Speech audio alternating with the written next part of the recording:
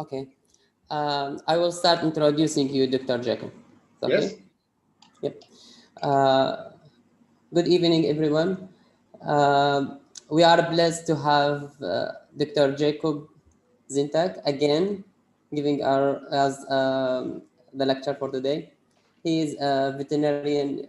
In case you didn't attend the last lecture, Dr. Jacob, veterinarian, graduated at 1986, and he is now at the 1998 Public Health Institute at Basel Animal Health.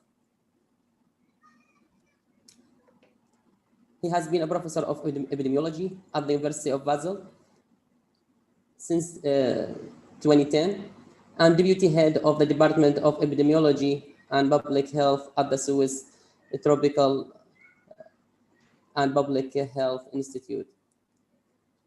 He has a diploma in the European College of Veterinary Public Health. Also, his research is partnered with several international networks, such as the European FB7 funded network on integrated control of zoonosis in Africa, and the Wellcome Trust funded by the African Capacity Building Network. So, welcome, Dr. Jacob, again, and thank you for providing us with this lecture. Yes. Good. Can you hear me?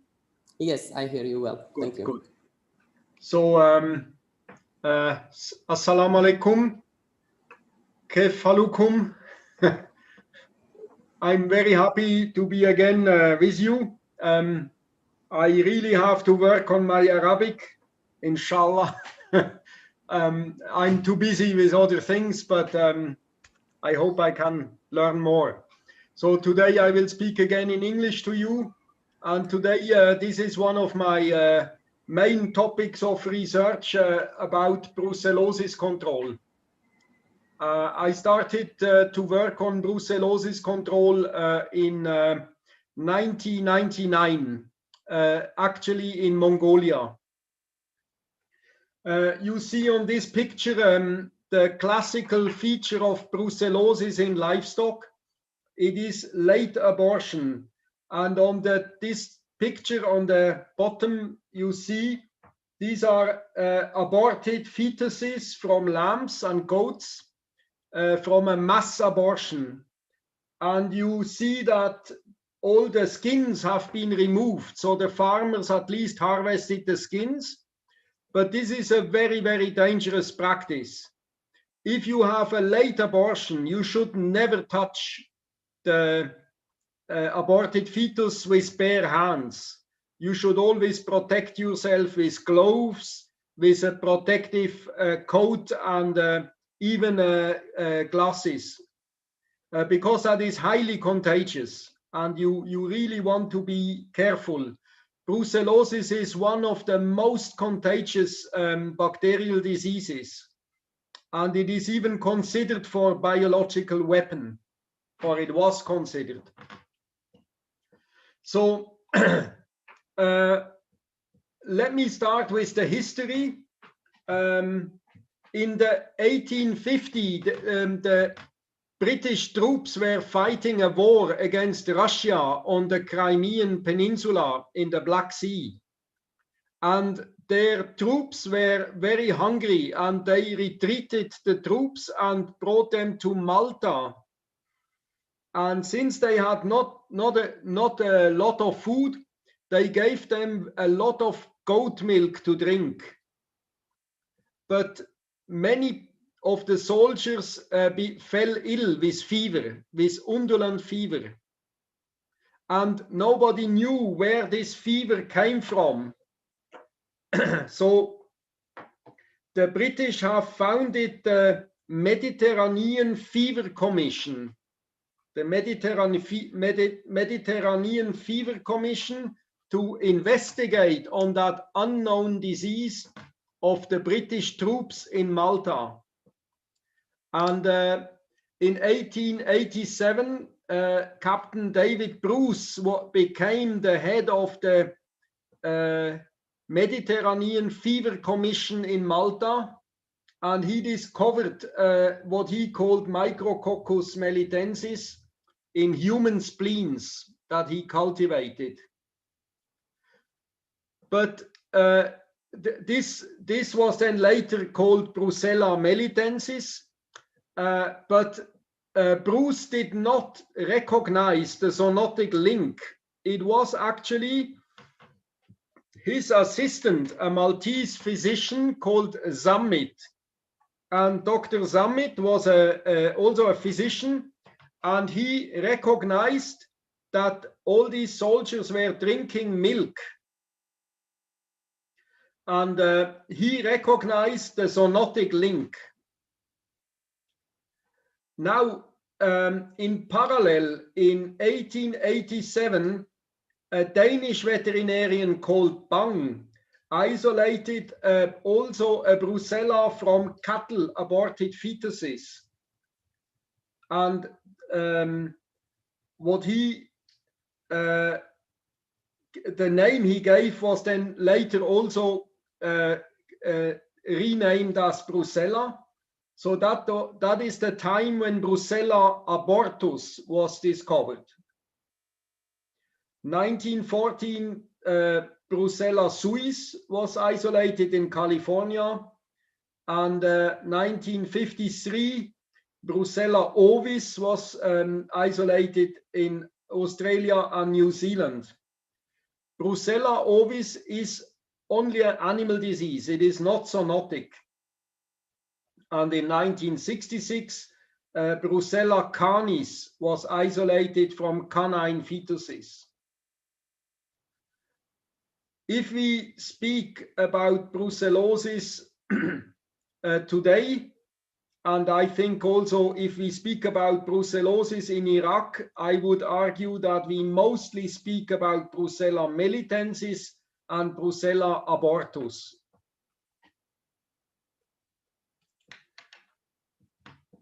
If you have the chance to go once to Malta,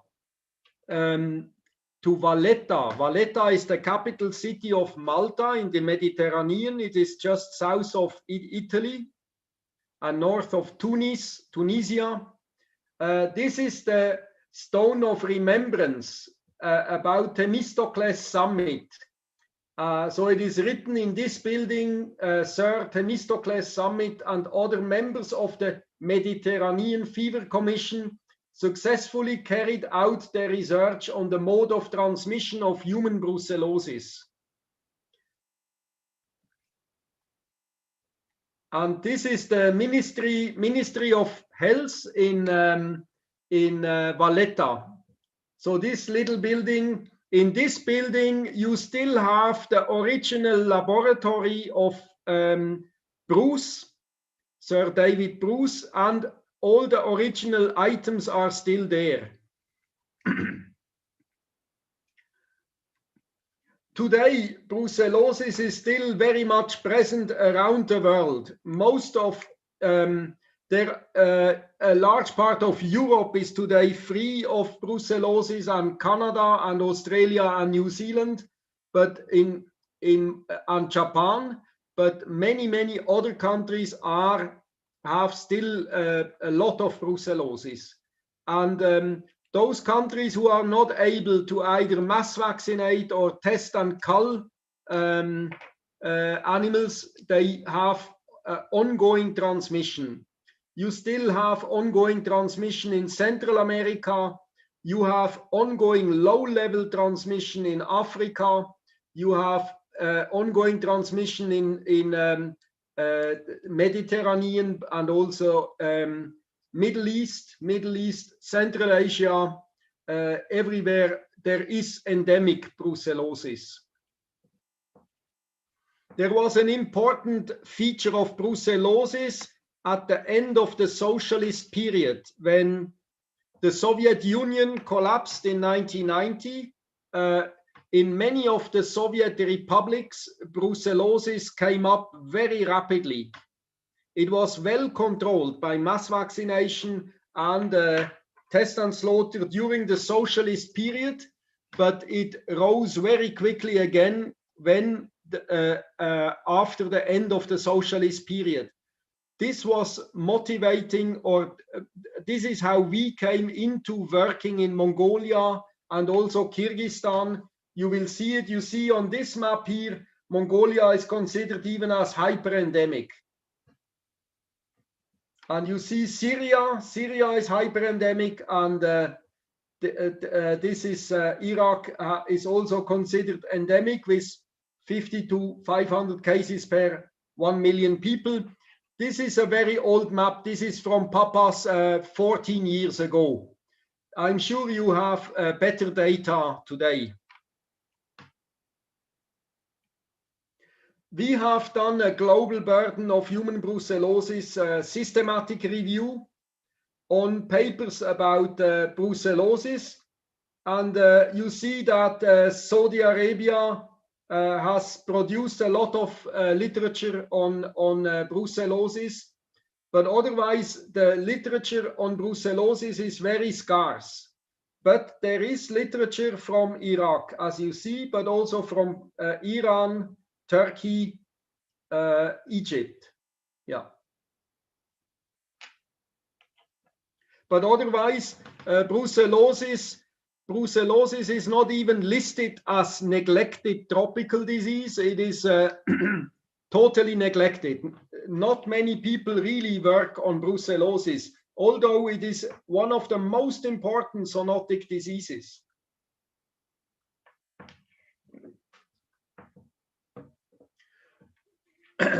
I will not spend too much time on the bacteriology, but I think some notions are important to be recalled. Brucella are small, slow-growing gram-negative intracellular aerobic bacteria, and they survive very well in aerosols, and they resist to drying.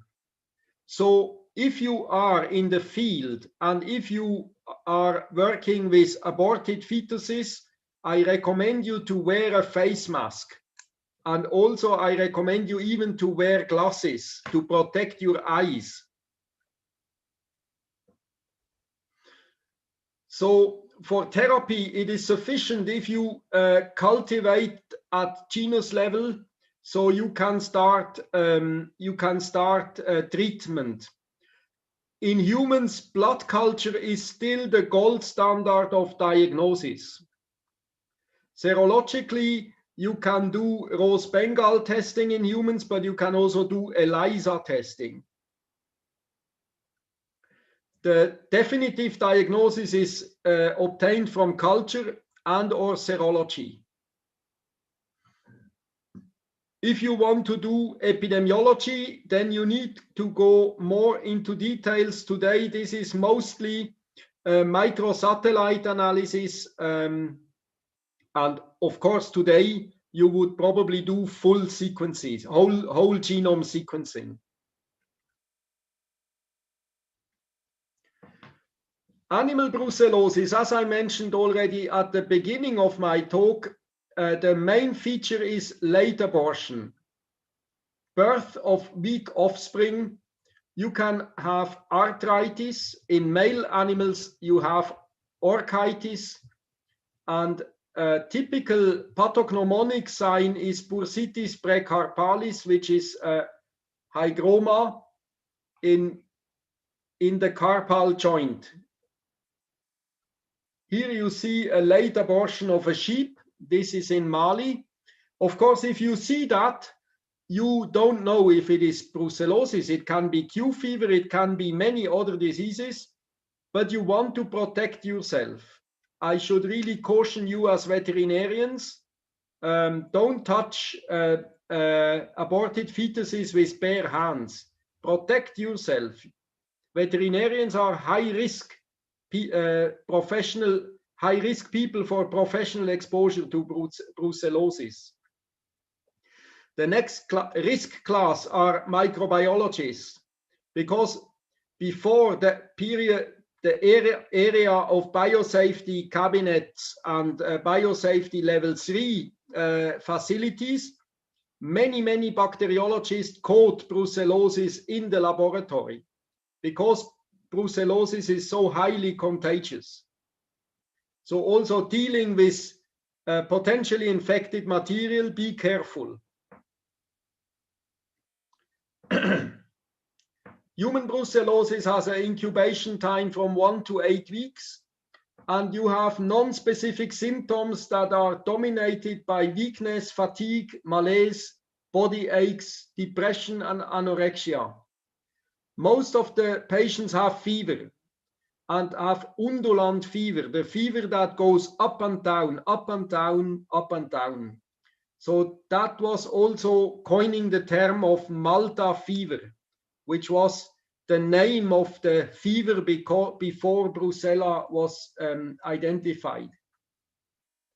Many patients have also neuropsychiatric complaints, which may include depression, headache, and irritability.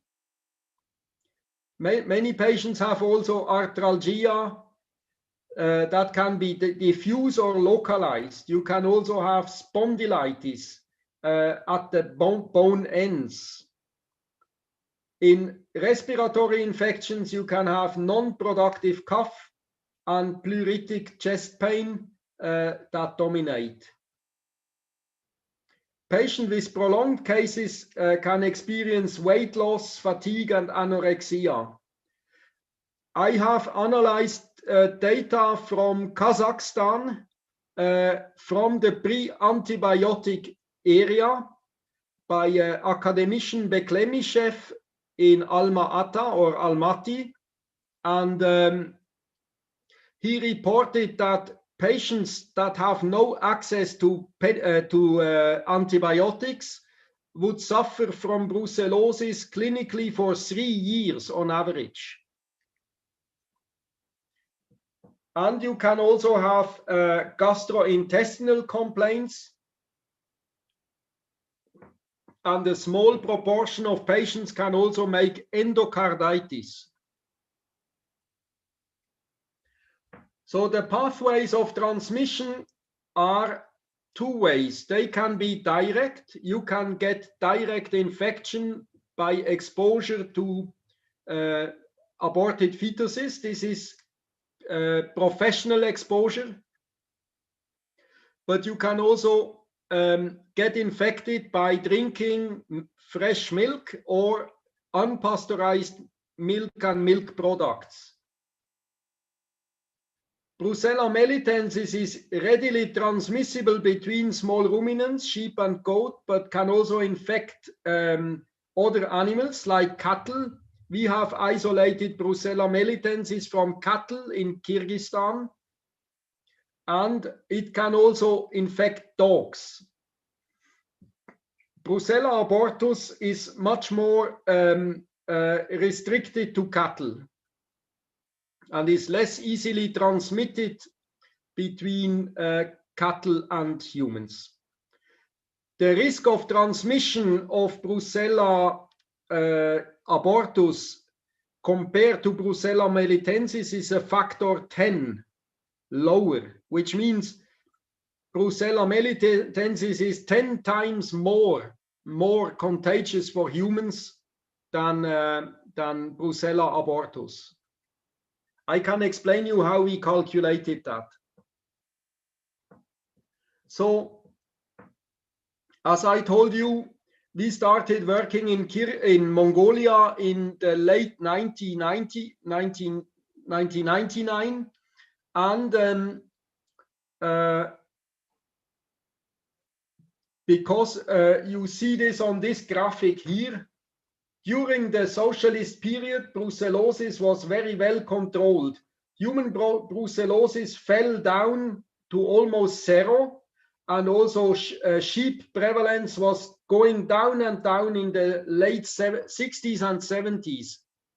And this was because the Soviet countries helped Mongolia with mass vaccination of sheep and goat and cattle. It was Hungarian and Czech scientists. This picture is actually from a Czech scientist, Jan Kolar, who was leading the mass vaccination campaigns in Mongolia in 1960s. And Hungarian scientists introduced vaccine production in Mongolia. They introduced Rev1 for Brucella melitensis and S19 strain for vaccine production. So Mongolia is producing its own vaccine. Now you see here the red arrow. This is 1990. This is the end of the socialist period. And what happened is that the health services and animal health services collapsed. And you see how brucellosis came up very rapidly. And you see here even epidemic transmission of brucellosis almost immediately after the end of the socialist period. So the Mongolian livestock production was experiencing storms of abortion, so mass abortion. And you see also how the number of human cases rapidly increased after the end of the socialist period. So all international experts recommended WHO that Mongolia should restart mass vaccination of livestock in Mongolia to prevent human brucellosis, like on this picture. And this is when we were asked. This is when we were asked by WHO to come in to answer the question if it was profitable to mass vaccinate sheep, goat, and cattle in Mongolia to prevent human brucellosis. We come back to that. Now, interestingly, in Western Europe, including Switzerland, we have eliminated brucellosis by test and slaughter, which means we have tested animals, and if they were positive, we removed them, we slaughtered them, and we compensated the farmer, the owner, with 80% of the market value. But this was never economically assessed. It was just done. So this was also possible because the veterinary system was managed with relatively little corruption, and also because the state had enough money to compensate farmers. But if you are working in a low-income country like Mongolia, you have to answer the question, is it profitable to mass vaccinate 25 million, today it is more than 60 million, sheep, goat, and cattle to prevent human brucellosis? So we have to consider the profitability for the whole society. And what I will lead you now through is how to do an economic analysis of brucellosis control. And this is something that you could possibly also do in Iraq. And I would actually be willing to assist you with designing that. But before that, let us look into, let us look into another study that we did in Kyrgyzstan. You know where Kyrgyzstan is. That is north of China and south of Kazakhstan. And we wanted to know what is the seroprevalence of humans, and how is it related to animal seroprevalence. So this is a representative cluster sampling cross-sectional study where we sampled simultaneously 1,800 cattle, 2,000 sheep, 1,200 goats, 1,700 humans. I think I presented this in the last talk. You have seen this already. And this is something you could also do in Iraq. If you want to know how high is the seroprevalence and from which animals is it most dependent. I think I don't have to rehearse all this now because you have heard it already during my last talk. Today, I want to go more into the methodology on how to study the transmission of brucellosis and how to do cross-sector economic analysis of brucellosis. So you remember that since we sampled sheep, goat, cattle, and humans in the same household, we could immediately, with a logistic regression, identify sheep as the most suspected animal to transmit it to humans. I would like to caution you, these kind of animal-human regression analysis don't always work in the same way. We did this kind of analysis in Mongolia, and actually we didn't find so nicely significant results like here in Kyrgyzstan. But this is not a reason not to do them. Now, I ask you, what do you think? What is the economic importance of brucellosis on animals? What is the most important effect of brucellosis on livestock productivity? How does brucellosis affect livestock productivity? What is your guess? Maybe we can make a quick round. Is this possible, Sarhat, to ask the audience if they would tell us what is the most important effect on productivity? If somebody from the audience wants to answer the question, please raise your hand. Can you repeat the question, Dr. Jacob? So we argue that brucellosis is affecting the economy of animal production. So it reduces animal productivity. But how is brucellosis affecting animal productivity?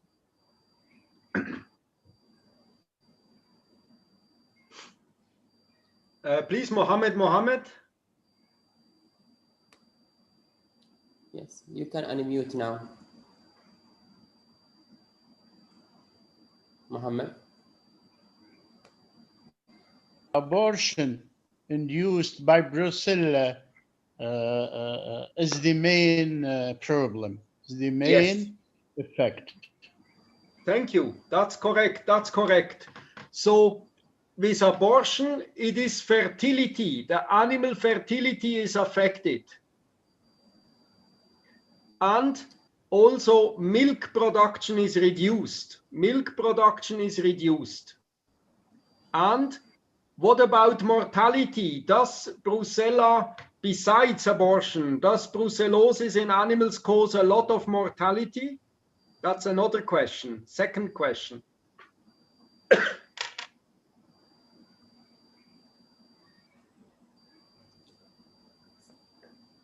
Please feel free to raise your hand if you want to answer.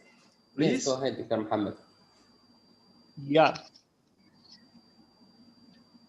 Well, I think mortality rate is not high, except when there is septicemia. When septicemia occurs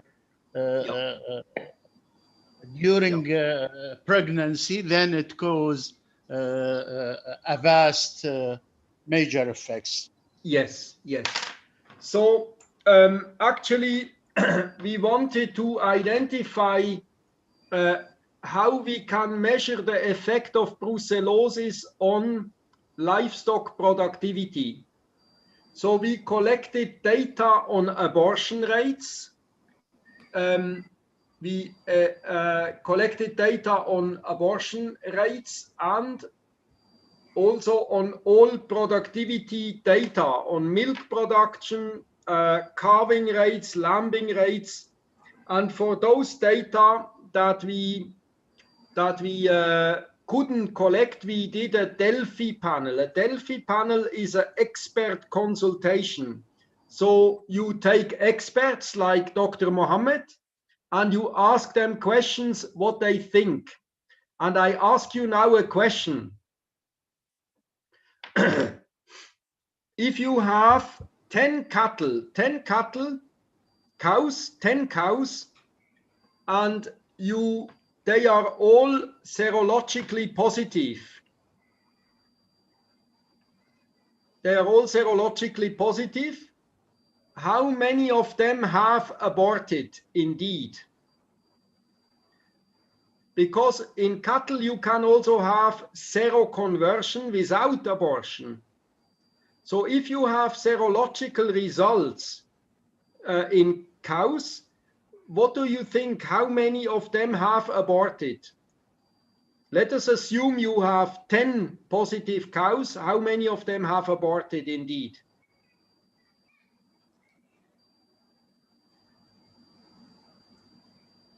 Please. Dr. Mohammed? I think few. Yeah. Few, because protection, I mean, from a knowledgeable point of view, protection is dependent on a lot of factors, so that resistance, protection, or pathogenicity and effects are not on a direct line. Yeah. There are other people who wanted to say something. Dr. Sarhat, I let you choose, or? Yeah, I see only Dr. Muhammad raising his hand. Okay. Sorry, Dr. Sarhat. Okay, I continue. So before we go back to productivity analysis, I show you here a paper that we published about the molecular epidemiology of Brucella. So these are all aborted fetuses.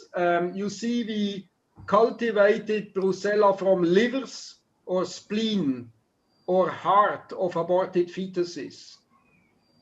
And we only found cattle, we only found sheep that had aborted and a few cattle. And all of it was Brucella melitensis. And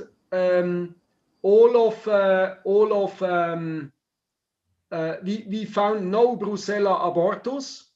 And we did microsatellite analysis, and we found only variability in the Bruce ladder. The Bruce ladder is the molecular classification system in Bruce 4, 16, and 30.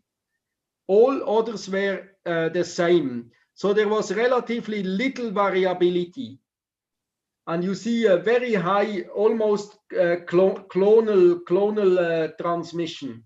You see, very little variability. That is in Kyrgyzstan, in Narin Oblast. Yeah. So when we started working in Mongolia, the control practices of the Mongolian government was test and slaughter. So farmers who tested their animals positive, they could slaughter them, but this was not compulsory. And there was no government compensation. So no farmer would slaughter his animal even if it has aborted from brucellosis, because he needs the animal. You can convince farmers only to slaughter seropositive animals if you compensate them, and the compensation should come from the state, from the government. Nobody can privately compensate. So actually the question is, when would you do mass vaccination and when would you do test and slaughter? the general policy is that if the prevalence, the seroprevalence in the herds is bigger than 1%, I speak about individual animal prevalence, not herd prevalence, then you should continue mass vaccinating small ruminants with Rev1 and cattle with S19 until the seroprevalence is less than 1%. If the seroprevalence is less than 1%, you can start with test and slaughter, but you should not start with test and slaughter if you cannot compensate farmers for cull stock at market value. Otherwise, farmers will not participate. So in our case, we were asking the question, what is the profitability of mass vaccination of livestock against brucellosis? And I show you also how we calculated that.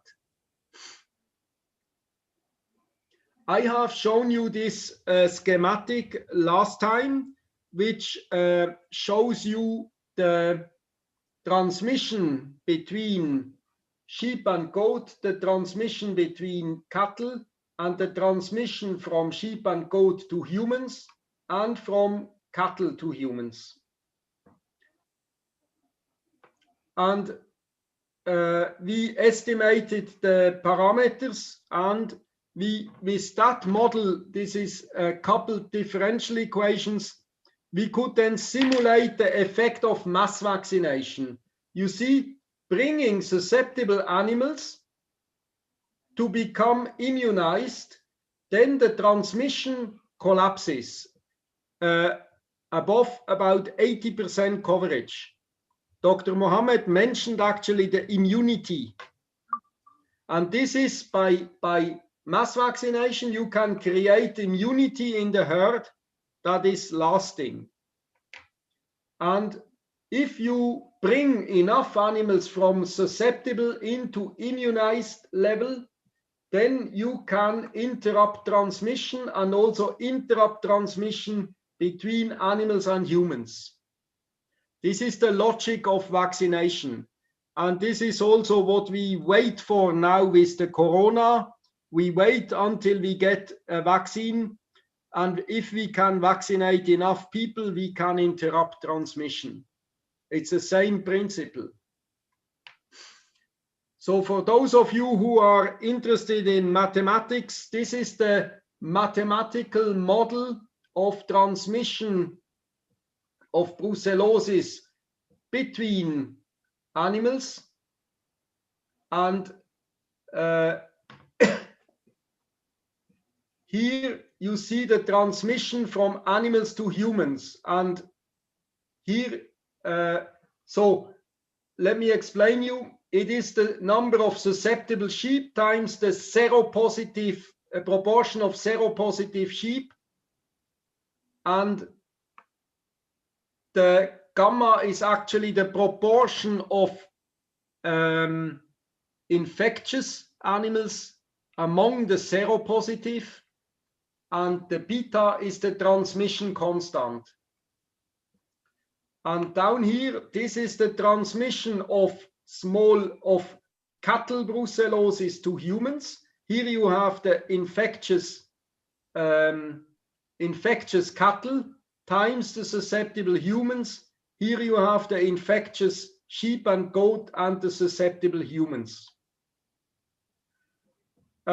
This is the very first model of brucellosis transmission between animals and humans that has ever been written. I trust that most of you are not mathematically interested. And we will quickly continue to economics. But those of you who are interested in the mathematics of it, I'm happy to discuss it maybe on another occasion in a smaller group. So what you see here is the red line is the data that we had from the Ministry of Health and Agriculture. This is human brucellosis in Mongolia. and this is the data, the fitted model to the data. And the longer the longer it takes, the more imprecise it became. But the fit is reasonably well.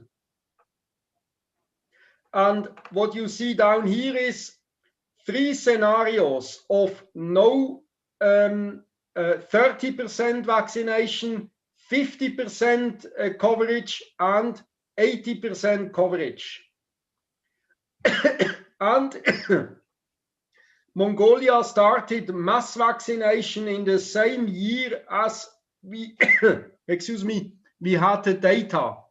And this is actually the observed data after mass vaccination. And I would argue in the first 5 years, this was reasonably a good fit. But after that, the prevalence increased again. But we can say that our model fitted the data reasonably well. Now, you remember that we were saying that brucellosis affects productivity. It affects fertility of the animals. So to estimate it, the losses from brucellosis because of the losses of livestock production from brucellosis, and consequently the savings of productivity because of vaccination, we want to simulate a cattle herd model or an animal herd model, and this is a so-called matrix model. I'm sorry, I remain a bit in mathematics, but those of you who are inclined with mathematics, this is a basic matrix model of animal demography. Those of you who take the online course that we are giving at the moment, they learn the principles of matrix models in that course. So basically we have female newborns, calves, we have juvenile animals, and we have cows. And we have male newborns, we have male juveniles, and male adults. And the number of newborn calves is of course proportional to the number of cows. And half of them will be female, half of them will be male. After 1 year, they will become juveniles. And in cattle, they may stay 2 years as juveniles, and then they become sexually mature, and they become female adults. The same applies for male animals, but of course, the male animals are, of course, involved in the reproduction, but we consider actually the number of males always sufficient to secure reproduction. So in this way, and this is the publication, mathematical model of the dynamics of the Mongolian livestock population, we could actually follow up the livestock population in Mongolia in the pre-capitalist period. This is the communist period. And what you see that during the socialist period, the animal numbers were kept relatively stable. So every year, the sufficient number of animals were slaughtered and the meat was sold to Russia. So in this way, the management of the pasture was respected a certain carrying capacity. The Mongolian communist agrarian management respected strictly a carrying capacity.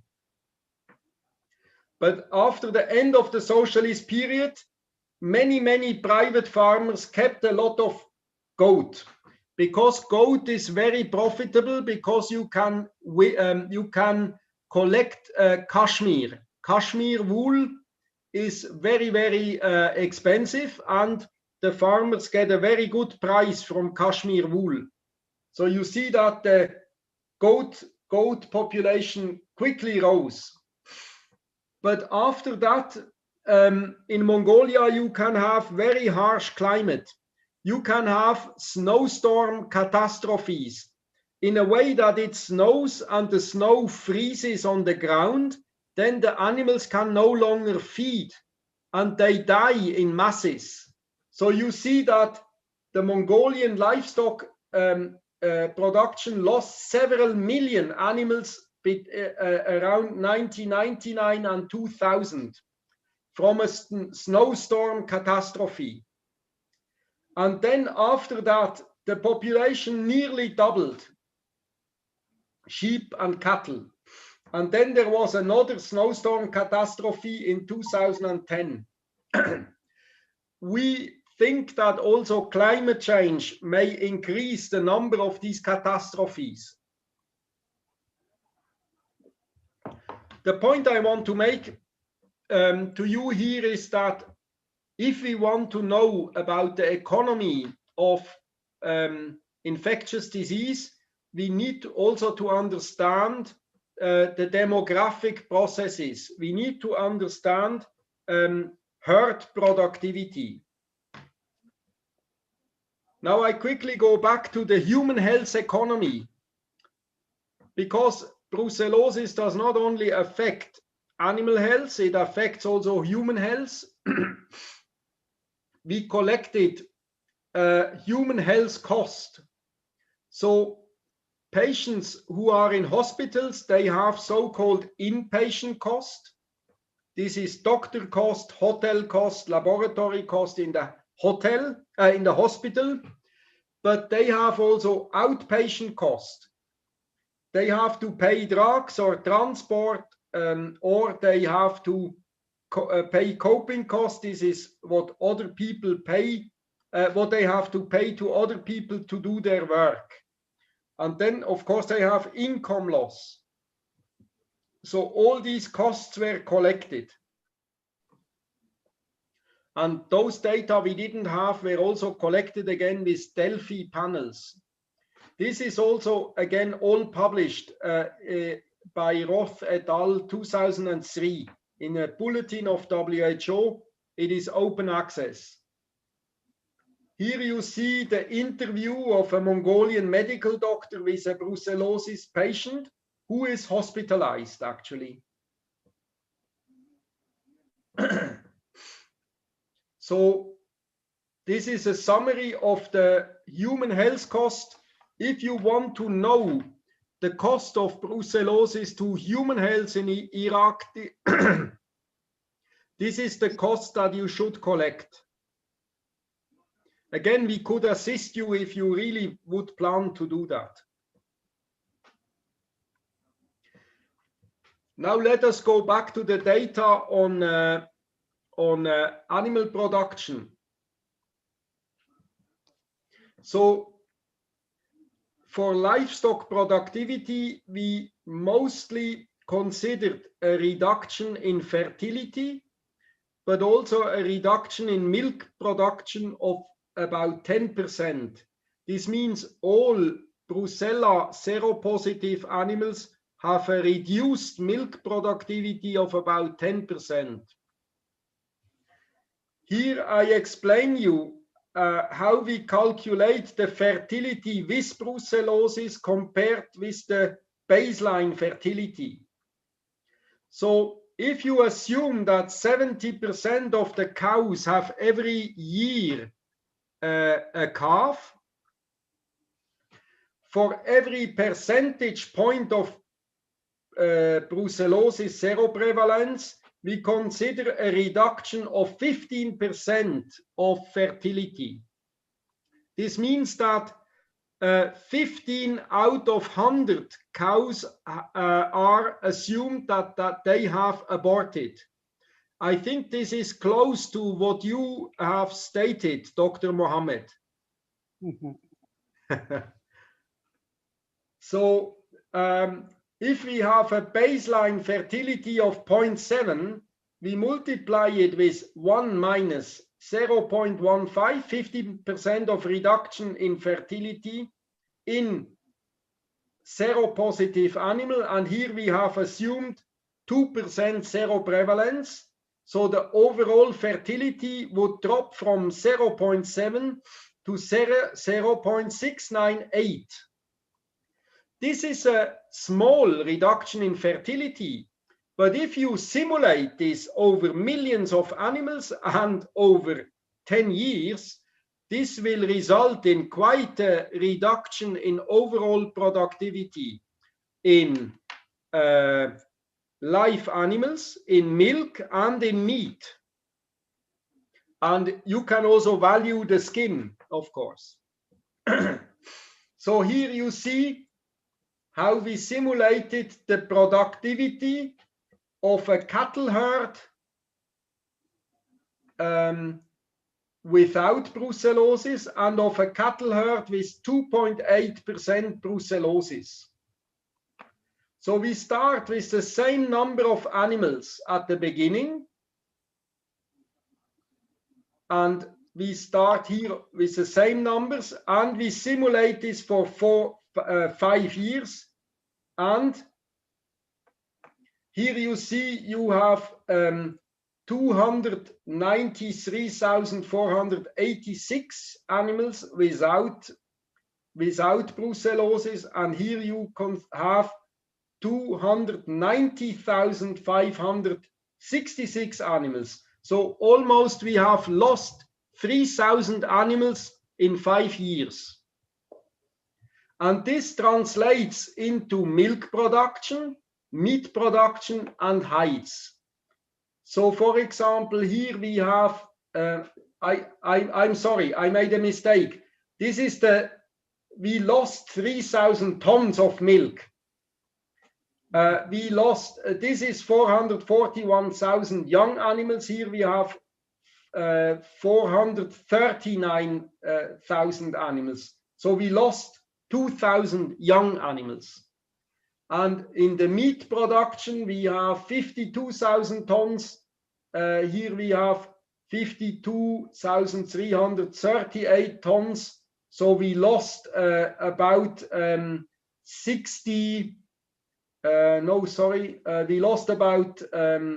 338 to 455. This is 60. We almost lost 100 tons of meat. Yeah. So this is to show you how we simulate productivity with and without brucellosis, knowing the seroprevalence of brucellosis. So if you want to know what is the effect of the Iraqi cattle population, the brucellosis on the Iraqi cattle population, you could do this kind of calculation. And once we have the loss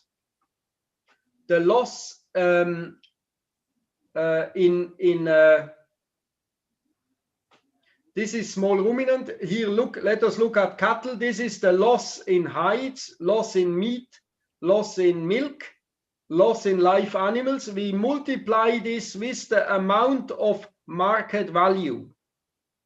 So one ton of meat is 120,000 sum. This is the Kyrgyz currency. We have translated this in US dollars. So here you have 500,000 loss in meat from brucellosis.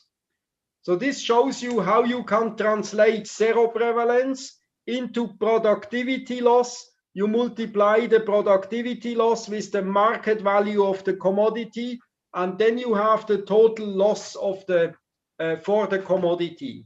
And you can then sum up the loss in live animals and in the commodity milk, meat, and hides. And this gives you then the total loss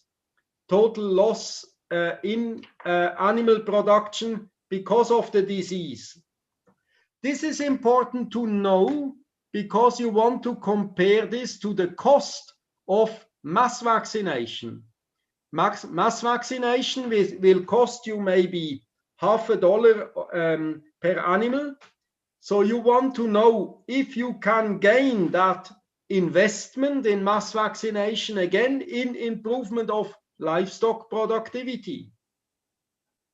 This is classical animal health economics. It's the profitability of an intervention or benefit cost ratio. This is exactly what we did, and I showed you this slide already the last time. And I can just repeat that compared to the intervention cost of $8 million, the societal benefit of mass vaccination of livestock for 10 years was about $27 million. So on a societal comparison, the interventions bringing together human and animal health benefits is 3 times more profitable than the intervention cost.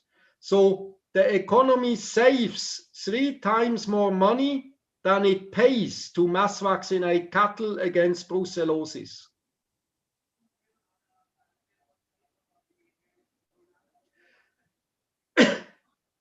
Now, those of you who know about health economy, you know that in health economy, we estimate the numbers of life years saved. Brucellosis doesn't kill humans, but it causes a disability. People are out of business for quite some time. If you contract brucellosis, you are ill for several months. And if you are completely untreated, you are ill for up to more than 3 years. The longest clinical illness of brucellosis in Kazakhstan was recorded up to 18 years, 18 years. So when we calculated the effect of brucellosis on public health in the early 2000s, there was no disability weight for brucellosis available in the burden of disease estimation.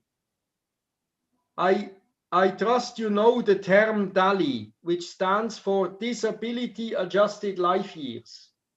Mm-hmm. So here are the parameters that we used for the estimation of the burden of brucellosis. So we considered a duration of untreated disease of on average of 3.1 years. We considered the disability weight of class 1 or 2, which is 0.1 or 0.2. And this is how we calculated the disability, let's say the cost effectiveness of brucellosis. Now, if we share the intervention cost of brucellosis proportionally to the benefit, this is also a classical health economic method. It is called the separable cost method. Then it costs $20 or here 19.1 US dollars to save one human disability adjusted life year. So under a cost sharing scheme, the public health sector would cover maybe 20% of the total intervention cost, and this would bring the cost effectiveness of brucellosis into about $20 per disability adjusted life year. Those of you who know health economics, you know that, for example, mass vaccination of children, childhood vaccination costs about $15 per disability adjusted life year. Tuberculosis treatment is about $25 per disability adjusted life year saved. So brucellosis control under a cost sharing scheme with animal health is in the most cost effective band of public health interventions. This is a very, very important statement, because if you translate this in potential Iraqi government action, it would make sense that the ministries of health and agriculture share the cost of brucellosis mass vaccination at a ratio 4:1. So 4 of the total cost of brucellosis mass vaccination, the Ministry of Public Health could contribute about 20%. To be fair between the benefits of the public health sector and the animal livestock sector. I would also like to share with you issues of operational issues of mass vaccination. So this is animal vaccinations that are delivered from Ulaanbaatar, the capital city of Mongolia, to the rural areas. And what you see here is a temperature logger. The temperature logger measures the temperature in the vaccine transport box. And that was done in the campaign 2009-2015. And you see here a big problem of maintenance of temperature. Sorry, my slides are not here. So the vaccine temperature from production, during transport until delivery to humans should not exceed 10 degrees Celsius. So the vaccine should be stored in this green range. And this is the collected data of about 20 temperature loggers. And you see that the temperature was very often much higher than what it is recommended. Now, Ref1 vaccine and S19 vaccine are live attenuated vaccines. And if they are not cooled, they lose their efficacy. So if you plan to do a mass vaccination of livestock in Iraq, you should be very careful to monitor the temperature in the vaccine boxes of the vaccinators, but also in the transport of the trucks that would distribute the vaccine in the country.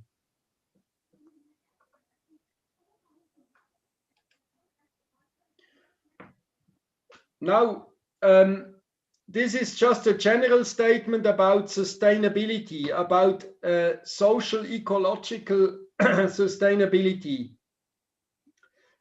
We argue that the Mongolian livestock population, if you allow me quickly to go back, I quickly go back to that slide here. Sorry.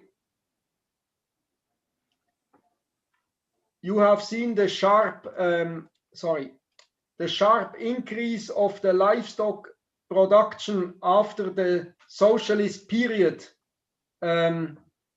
because the livestock production was no longer controlled. This is also a historic picture from Ulaanbaatar during the socialist period.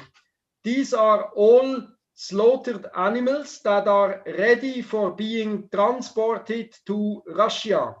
And in Ulaanbaatar, from November to March, you don't need refrigeration because the temperature is always below zero. That's not the case in Baghdad. And the Mongolians were lucky because they could store animal carcasses without refrigeration outside, which is probably also not so hygienic. But this is what I want to state here is I don't think this should be such a problem in Iraq, but if you have fragile pastures because of semi-arid climates, you should restrict the number of animals that you hold on a dry area, because if you put too many animals, you destroy the pasture and you can no longer produce animals anyway. So this is the message that I want to convey here, that we should not lose, let's say we should keep an eye on total animal numbers wherever we produce animals. I give you an example from Switzerland. In Switzerland, we have high mountains, and in summertime, we put animals on high alpine pasture. But this is very fragile pasture. If you put too many animals there, they destroy the pasture by overgrazing. And then you can no longer use this pasture for decades. So we have to be very careful that we don't put more than a certain number of animals on pasture. This is a collateral statement about sustainability that I wanted to make. And I think we can skip that. That was just a calculation. If we would respect animal densities, then the transmission dynamics of the brucellosis would also look different than if we don't respect animal densities. This is so-called a so-called logistic model here for those of you who like mathematics. So you see here, we control the density of the population. I'm almost at the end of my talk, and we have produced this policy brief for the Central Asian governments for Kyrgyzstan and Kazakhstan. I can also make available this policy brief, and this contains the main messages for policy. So here our policy statement is: brucellosis control is profitable for whole of society in Central Asian countries. Mass vaccination of sheep, goats, and cattle reduces transmission among animals and to humans if you can reach 80% vaccination coverage. The basic reproductive number of brucellosis is not more than 2. It is between 1.5 and 2. If less than 1% of livestock are seropositive, you can replace mass vaccination with test and slaughter. But you should also secure access to treatment for humans, and you should also do education campaigns and make diagnostic testing available. Once you have that, you could go into test and slaughter, but only if you have the money to compensate farmers. For humans, the main behavioral aspect is to reduce risk with safe animal handling and boiling of milk. So whenever you have abortions as a farmer, you should use gloves and protective coats to discard aborted fetuses. And I would also test animals that have aborted for brucellosis. I close here my talk with extending to a notion about integrated control of animal disease. In Mongolia, there is not only brucellosis, you have also echinococcosis, and I trust you have also echinococcosis in Iraq. And we find, interestingly, a lot of camels being reservoirs of echinococcosis in Iraq. We could show this with a genetic analysis of isolated echinococcosis. So interestingly, in the Gobi Desert, camels are an important reservoir for echinococcosis. This warrants a study maybe for on dromedaries in Iraq, I trust. And the idea, I quickly go to the end, is that you could go to integrated control of echinococcosis, brucellosis, and rabies. You could actually treat all the dogs with praziquantel for echinococcosis. You could vaccinate dogs against rabies. You could vaccinate sheep, goat, cattle against brucellosis, but possibly also against echinococcosis. And in this way, you could actually combine interventions in animals, not only for one disease, but for 3 diseases at once. Of course, this needs a contextual analysis. For example, in the Iraqi context, we would need to know what are the most important diseases that you could control in the same time. I can give you the example of Switzerland. In Switzerland, we eliminated bovine tuberculosis and brucellosis in the same time. In the 1960s to 70s, we eliminated brucellosis and bovine tuberculosis in Switzerland by test and slaughter. Here is actually the interventions that you could do. I repeat, you could treat dogs with praziquantel, you could vaccinate dogs against rabies, you could use the EG95 vaccination in sheep and goat for echinococcosis, you could vaccinate livestock with REF1 and S9 for brucellosis. So this would be the integrative control idea that we proposed for the Mongolian context. So for Iraq, I would say if you want to control brucellosis, you should better understand animal to human transmission. You could study the economics of brucellosis, and you could actually assess what would be intervention options in the Iraqi context. And you could also consider what kind of integrated interventions you could decide for your country.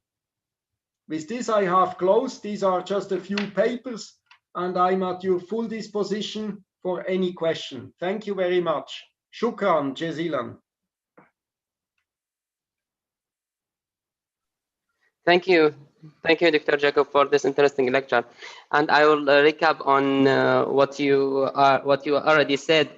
Most of the diseases that you already mentioned are important in Iraq: the rabies, the echinococcus, the TB, and some of the programs that previously been done in Iraq to control brucellosis and tuberculosis at the same time. So I will share. Before we start the questions, I will share one graph. Yep. So this is the graph. During the preparation of this workshop, me and Dr. Maulud have shared this with me, and I will share it with the whole group. It's an old graph, and in this graph it has. Just one moment. Yep. Yeah, and in this graph it has just to recap and make the correlation between human and animal relationship when controlling diseases, and you already mentioned some of these in your lecture. This graph is from the Ministry of Health Department in Iraq. So this is the prevalent. This is actually an old graph in 2000, from a study in 2005, and it was the number of the cases in human brucellosis during the year from. Sorry, it's in Arabic, Dr. Jacob. From the year it's 1986 to 2002, and as we see here that we have almost the pattern in this. We have 3 sections. The first section is from the 1986 to the 1990, when we have a very low number of cases in human of human brucellosis.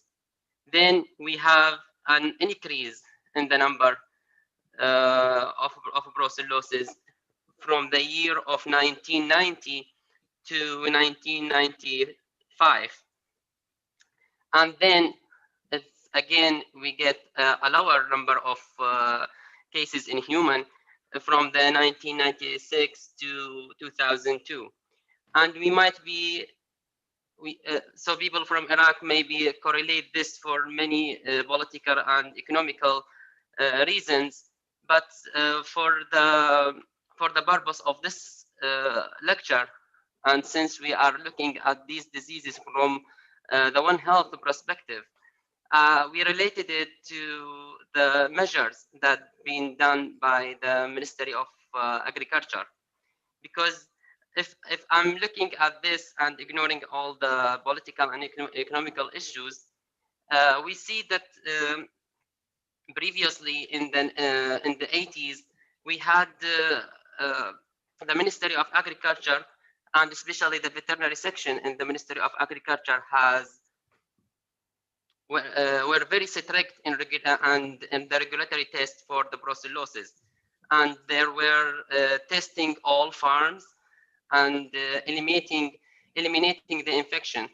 The products from the infected farms were tested and specifically treated or eliminated, and sometimes all the products were discarded. The recommended tests were Rosenthal and milk link test and the tube agglutination test with bacterial isolation when applicable. Then in the 80s, at the end of the 80s,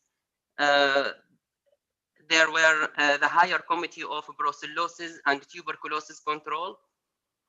And this committee formed by a cooperation between the Ministry of Agriculture, Ministry of Health, and the Ministry of Higher Education, and also the Ministry of the Internal Affairs. This committee was initiated to put policies and way to collaborate to control brucellosis and tuberculosis at the same time. And it was in charge of the animal movement, the identification and isolation of infected farms, and they put all these rules. And it, as I said, it was at the end of the 80s.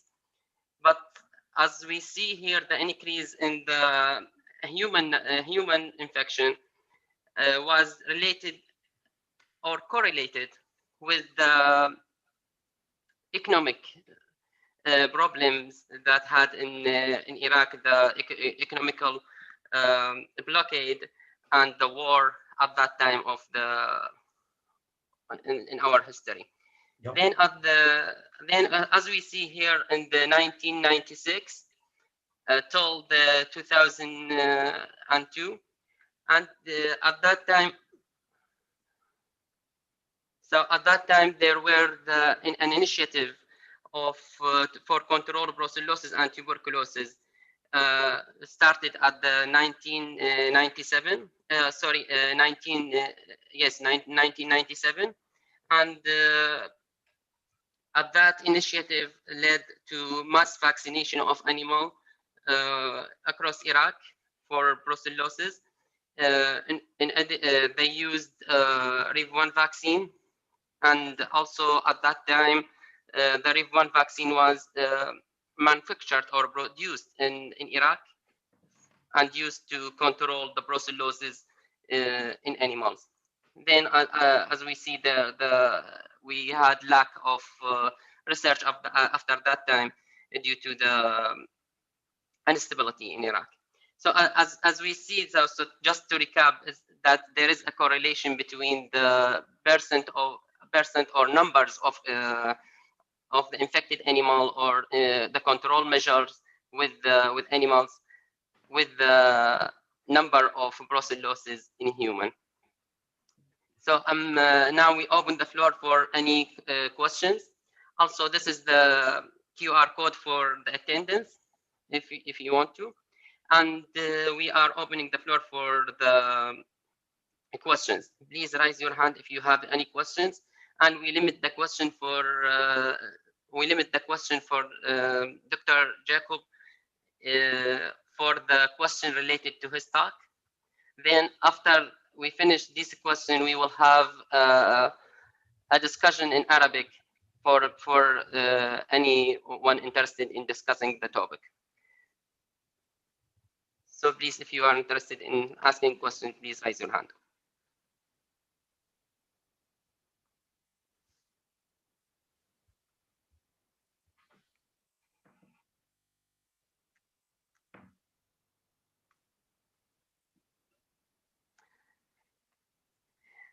And also, if there is no question, yeah, okay. Omar Khalaf. Yes. Okay, Dr. Omar. Hi, everybody. Assalamu alaikum. أهلا وسهلا دكتور. Thank you, Dr. Jacob, for your presentation. A nice talk. I am Omar Khalaf. I finished my PhD in the school, Texas A&M University in the United States. And my PhD project was on brucellosis, especially like osteoarticular brucellosis. So I have a question, doctor. Is there any concern about osteoarticular brucellosis in your country, in Switzerland, especially like from wild type animals if they are infected, and from like Brucella canis? This is my question. Yeah, at the moment we have eliminated Brucella abortus and Brucella melitensis. We have occasionally Brucella ovis. We had interesting a dog that was imported from Greece, was detected with a vaccine strain of Brucella. But that was an episodic finding. But so at the moment, there is not a big risk of brucellosis from wildlife, but we have a risk of reintroduction of bovine tuberculosis from wild deer from the border from Germany and Austria. And we have also a big population of wild boar, and wild boar can of course also carry bovine TB. But the risk of reintroduction at the moment is bigger from bovine TB than from Brucella. Thank you, Dr. Jacob. So, Dr. Hassan Naif, if you could open, unmute. Yeah, hi, Jacob. How are you? This is Hassan speaking. Ahlan wa sahlan. Thank you for the nice presentation. It's actually the graph that Dr. Sarhad presented is very much correlated with the economic and the war situation. I'm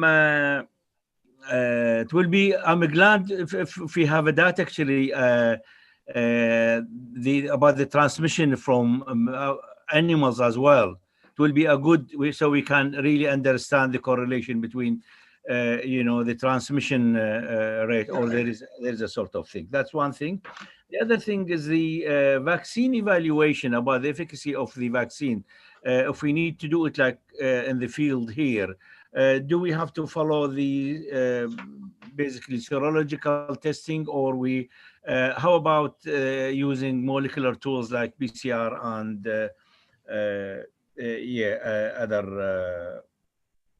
other molecular testing?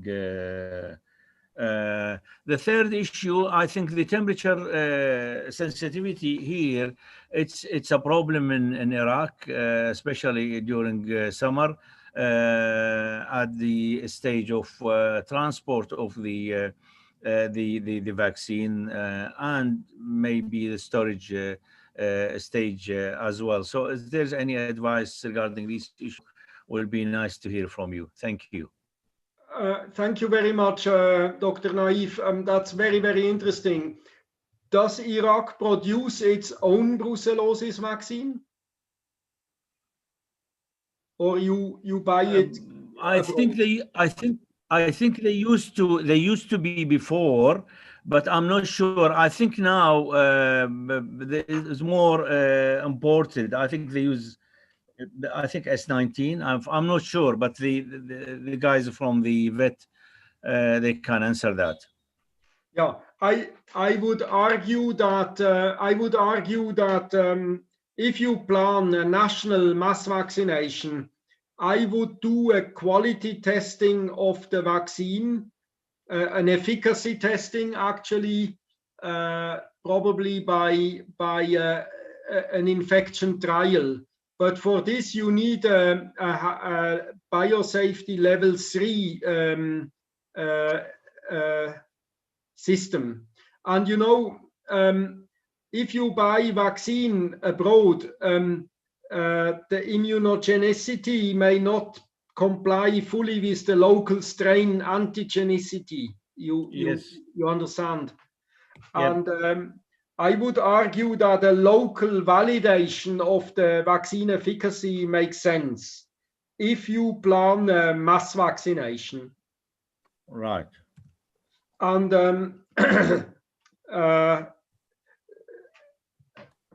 yeah, that depends on the magnitude of the use of the vaccine. Yeah. Yeah.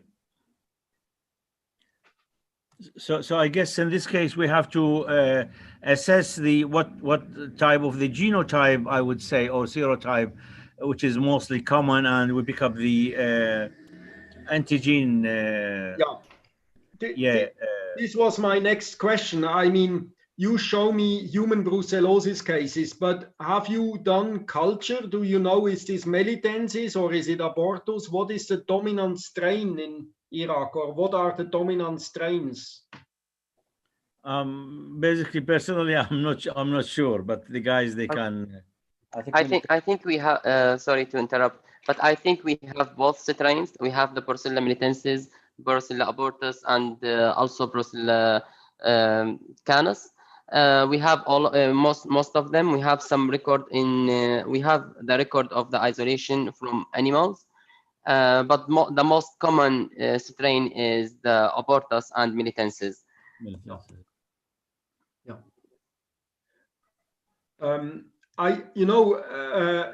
Ultimately, you cannot eliminate brucellosis without intervention in animals.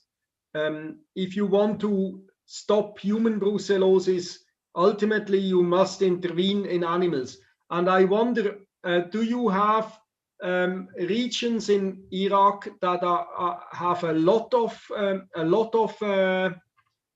brucellosis and areas that have less brucellosis? Do you have geographical hotspots?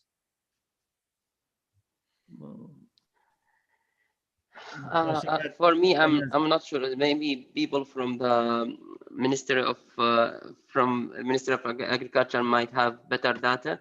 But from the literature, I see that we have brucellosis in animal in most of the region in Iraq. So I read some of the articles. We have it in the north as we have it in the south.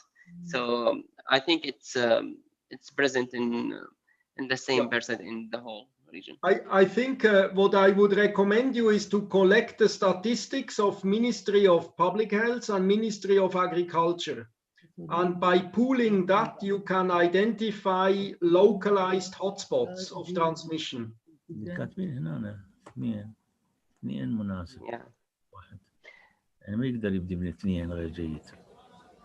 Yeah, please, if you have any questions, and feel free to raise your hand while I comment with Dr. Jacob about the prevalence of the brucellosis. I think we have a lot of study about the brucellosis, but the problem with these studies, they don't have they have it regional. So we have one study, for example, studying the brucellosis in the south, and completely different study, different parameters to study the brucellosis in the north. And I tried to compare between the two, but it's hard to compare since they are using two different techniques and different experimental design. So I didn't have the ability to compare between them. So I cannot say if it's more prevalence in the south or in the north. So Dr. Maytham Ihsan, feel free to unmute and ask your question or comment. Assalamu alaikum. Walaikum salam. Oh, hello, Mr. Jacob. How are you doing? I'm so glad to hear your voice and to very interesting your lecture. Really, I just to revert back to your question in the mid of your lecture about if we have 10 cattle and they are just all of them get positive. Really, this depends on if they are really positive or not. If there is a false positive, because you know there is many cross-reacting antigens with the testing quality. So I think in Iraq we use two strains, strain 19 and RB51, the smooth O strain. Yeah. Because you know we should discriminate between the real infectivity, the natural infectivity from the vaccine antibody. Yeah. So I think in Iraq we use the competitive ELISA to discriminate between the vaccinated and the natural infected. The vet directorate in Iraq, which is one of the entity of the Ministry of Agriculture, really their central lab is concentrated on making schedules and campaigns for testing the Brucella in Iraq. So I don't know, because you said at your country you are just eliminate Brucella and there is just episodic cases of a dog or something like that. So are you make a backup for us to use the RB51 instead of strain 19? This is a question for you. Please answer me about the 10 cases. Yeah. Thank you very much. Appreciate for you. Yeah, thank you. I mean, you know, I find it a bitter irony today. We have so advanced molecular biology and genetics and everything, but the vaccines for brucellosis are very old and there is almost no new vaccine coming on the market. Nobody has an interest to produce a better vaccine. And this is a tragedy, I would say. And RB51, to my understanding, from what I know from the literature, and also what I know from other specialists, is not better than S19. But it is much more expensive. So to my knowledge, RB51 is not better than S19. That is what I know, but I never made trials myself with RB51. But I'm concerned, why don't you use Ref1 also in Iraq? Or are you not using Ref1 in Iraq? Because for Brucella melitensis, you should actually vaccinate with Ref1. I think both of them have been used. So we use both Ref1 and S19 in the previous vaccination program. Yeah. So do you tell me more about the vaccination program? Do you do annual vaccination, or what is the current control strategy in Iraq? I think Dr. Maulud have the better idea to answer this question, but I don't see him in the list, so I can unmute. But I see him. If he, Dr. Maulud, if you wanna unmute, please feel free to unmute. But I think what they do is to vaccinate annually or biannual. So they vaccinate the lambs with hello, Dr. Hello. Yes. Hello, Dr. Maulud. Yes.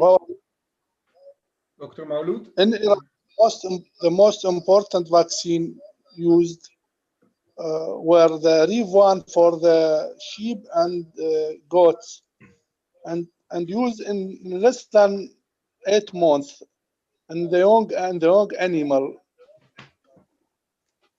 While for the cattle, they use the S19. Yeah. The RP51 used only in limited area, Yeah. but not continuous, only for 1 or 2 years. And we have MSc student evaluate this vaccine under the supervision of Dr. Al-Khatib about and use the conjunctival route for immunization. Yeah. Only this I have. Yeah. This is my point I also wanted to make with Professor Hassan. I think conjunctival route is interesting to use because the vaccination immunity, let's say the serological signs are very weak. So if you wait a year and you do the serology before the next round of mass vaccination, you can really test the natural seroprevalence, and you would not have the problem of distinguishing let's say vaccine immunity from natural immunity. And the use of conjunctival vaccine is strongly recommended today, also by the OIE. Yeah.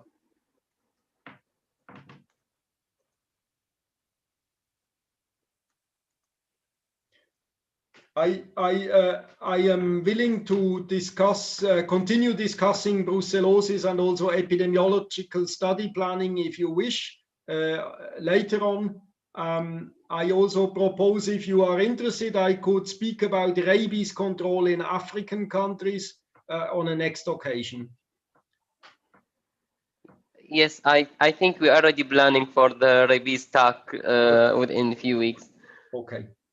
Yes, we are blessed to have you, so we want to get the most benefit of your talk.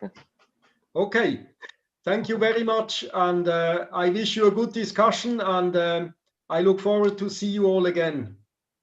Thank you very much, Dr. Jacob. Thank you. Ma salama. مع السلامة. Ma salama. الآن أي واحد بس لحظة.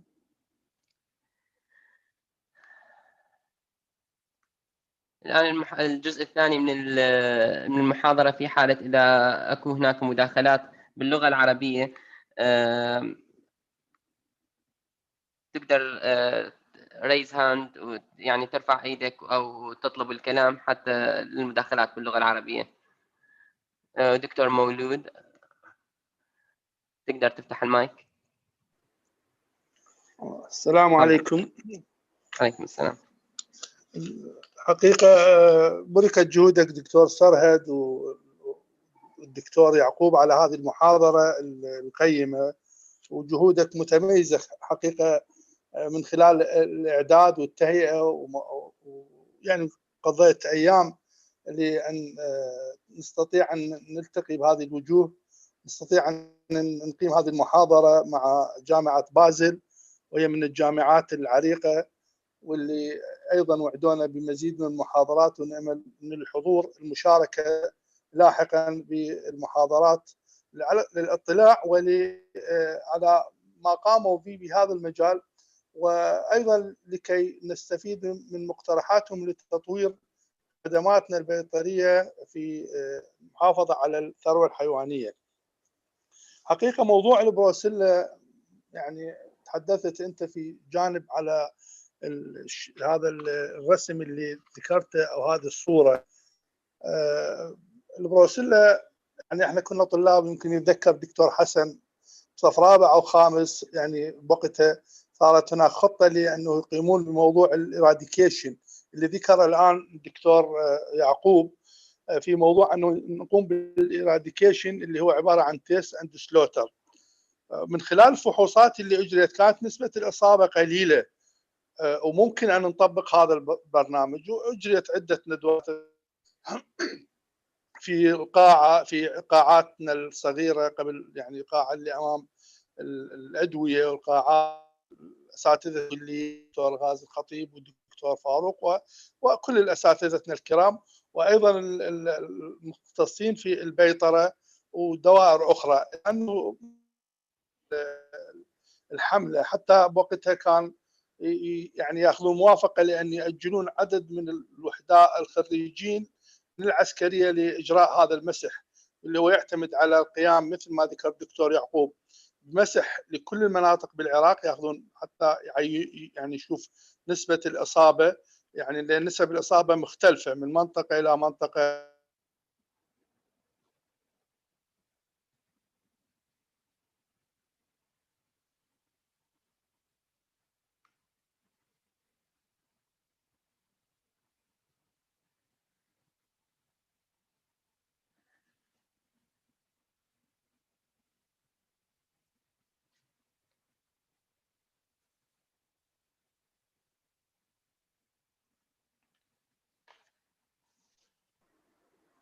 اسف دكتور، تسمعني دكتور سرهد؟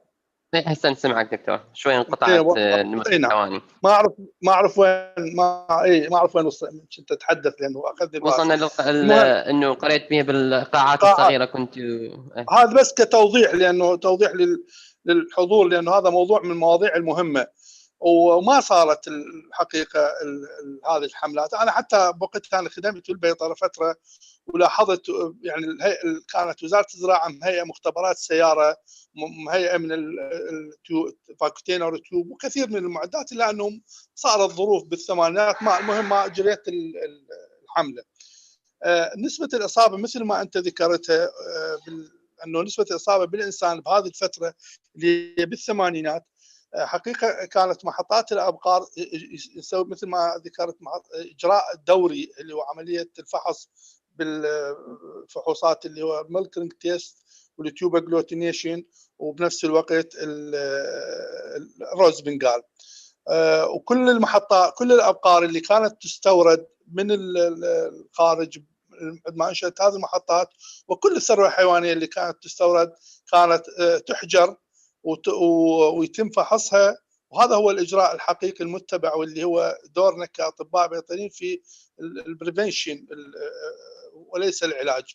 وتحجر والى ان نتاكد هي خاليه ليس فقط من البروسيلا بالنسبه للابقار، وانما البروسيلا والسل وامراض اخرى، وبعدها يتم ادخالها للمحطات اللي هي محطه الدجيله ومحطه الوحده ومحطه النصر. هذه المحطات اللي كانت موجوده.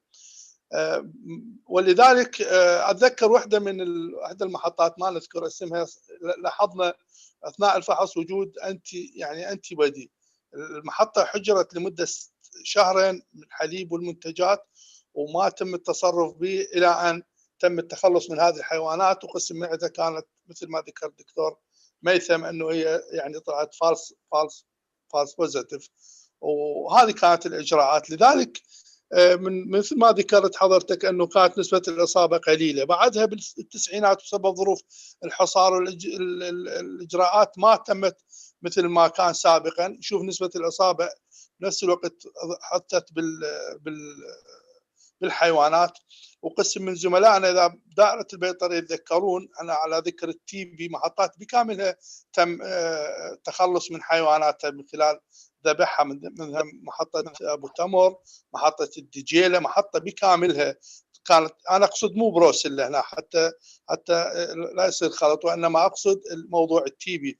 بالتاكيد بنفس الوقت ايضا كانت زادت نسبه الاصابه بسبب عدم اتخاذ اجراءات اللي هي تيست اند سلوتر او التيوبركلين بالنسبه للحيوانات. تسمعني دكتور؟ نعم دكتور نسمع.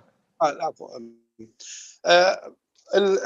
بعدها سأل دكتور يعقوب أنه ينشئ المشروع الوطني للسيطرة على البروسيلا والسل، حتى ما نبخس حق زملائنا، وهي كمهنة احنا تمنا مهنة الطب البيطري ودورها في الون هيلث. فانشأ المشروع الوطني للسيطرة على البروسيلا والسل اللي هو في يعني قريب على شركة الكندي أو قسم المختبرات سابقا، ووقتها كان يتم انتاج اللقاح، لانه بسبب ظروف الحصار ما مسموح انه يسوي لوفلايزيشن. ومن ضمنهم نذكر من زملائنا المرحوم دكتور احمد منير، ويجوز معظم اللي الان مشتركين يعرفوا، دكتوره اراده دكتوره بشار وامان، وكثير من الاسماء اللي تقديرا لجهودهم، وهم يعني كوكبه من زملائنا اللي خدموا، واخرين ما نريد نبخس حقهم، بس نذكر هذه الاسماء هي بالتاكيد ذكر بكل الاسماء الاخرى. ف بوقتها كان ينتج اللقاح بشكل يعني غير مجفف، وانما فقط يعني ويوزع بشكل سائل، وهذه الطريقه مو كفوه، خاصه في جونا، لانه مثل ما ذكر الدكتور يعقوب او دكتور حسن، هذه مشكلتنا خاصه بالصيف في موضوع التلقيح لهذا اللقاح او غيره. بعد ما استمر هذا المشروع، بس بعد نهايه التسعينات وبدايه ال2000 اللي اعتقد البيطره بدات تستخدم الريف-1 بشكل واسع من خلال حملات منظمه، وهذا انعكس على قله الاصابه بالانسان. هذا هو من خلال الشكل اللي عرضته دكتور سرهد.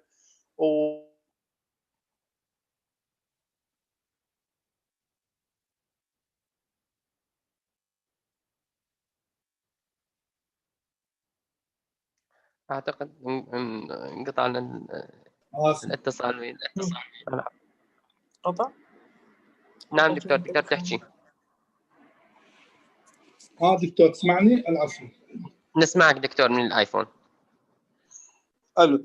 هذه يعني هذا الرسم اللي تكون واضح يبين لنا موضوع الون هيلث، واللي هو اول محاضره ذكرها الدكتور يعقوب، هو صحه الانسان وصحه الحيوان وصحه البيئه، وهذا هو المفهوم اللي يجب ان يسود في كل مؤسساتنا من خلال التعاون ما بين الجهات ذات العلاقه، لان يعني انت مستحيل تسيطر على اي مرض من الامراض اذا كان بروسيلا او تي بي والحيوانات مثلا مصابه. والان هي ومعظم الدول او المنظمات او الجامعات تنتهج هذا النهج اللي هو موضوع الصحه الواحده. وما اريد ان اطيل حقيقه، اذا اكو اسئله ممكن ان نجيب عليها، لانه موضوع البروسيلا موضوع طويل. وبس مساله اوضحها للزملاء. حقيقه اجريت العديد من الدراسات، لانه سال الدكتور يعقوب على الدراسات اللي اجريت. اول تشخيص للمرض هو من قبل الزهاوي عام 1939 بالانسان، وبنفس السنه او قريب انا عزلها يعني عالم اخر بايوتي من الماعز والابقار والاغنام، وتوالت الدراسات الاخرى المتفرقه. بس بالسنوات الاخيره بالتسعينات والثمانينات لا، صارت العديد من الدراسات، سواء كان طلبه الدراسات العليا من ضمنهم يعني عدد من زملائنا.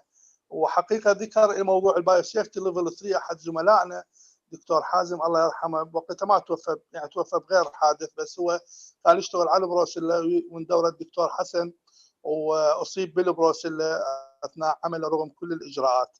العمل بهذه الامراض تحتاج البايوسيفتي ليفل.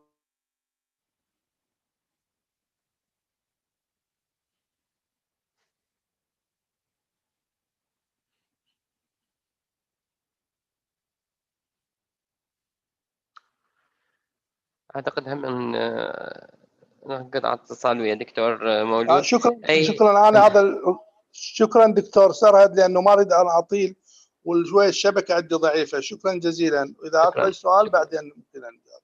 ممنون. شكرا جزيلا. دكتور عمر، تقدر تسوي انميوت وتتكلم اذا احببت. السلام عليكم. عليكم السلام. دكتور سرهد، مرات النت ينقطع عندي فاسف، يعني اخاف يصير هذا الشيء. بس حبيت هم اضيف شيء بسيط، يعني مثل ما قلت انا كملت الدكتوراه في امريكا مثل ما حضرتك تعرف، فاحد الاساتذه اسمه دكتور جاري ادم، هو باثولوجيست يعني استاذ كلش معروف بجانب البروسيلا والسالمونيلا. فاحد الطرق اللي الامريكان استعملوها بالقضاء على البروسيلا هو اولا توعيه المزارعين واصحاب الحقول والحيوانات، لان بالبدايه قالوا لهم عزوا الحيوانات المصابه وغير المصابه. بعدين احد الطرق استعملوها هي يقول لي اذا الحيوان مصاب انا اخذه بسعر جدا قليل في حاله تسويق الحيوانات يعني للذبح، بس الحيوانات الهيلثي لا اخذها بسعر اكثر. فبهذه الطريقه يعني خلوا السعر. الو نعم دكتور تفضل نسمع.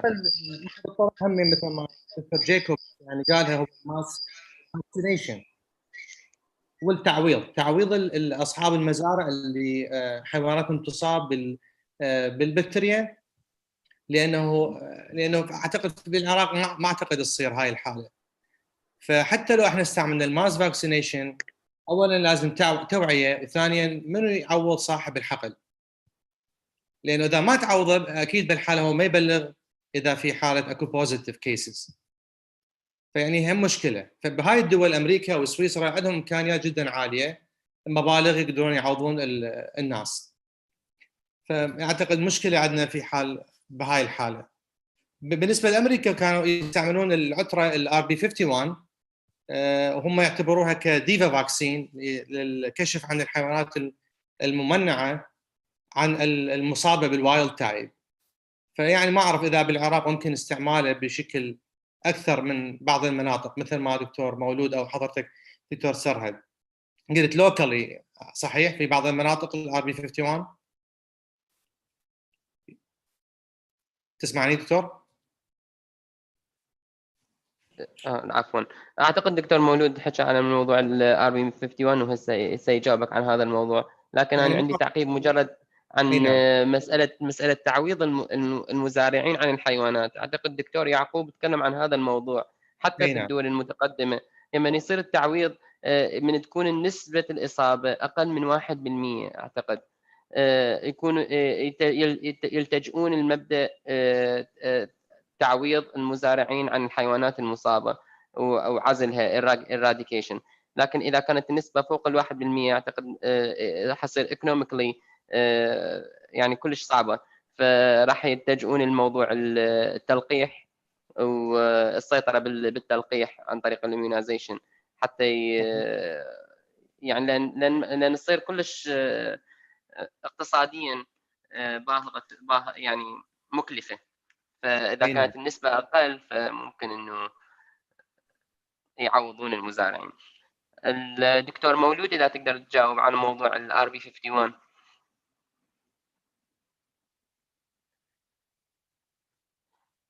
رجاء اي احد عنده كومنت او سؤال يتفضل يفتح المايك ويتكلم عنه. دكتورة عفاف. نعم دكتور. السلام عليكم. وعليكم السلام. هاي دكتور مولود وياك.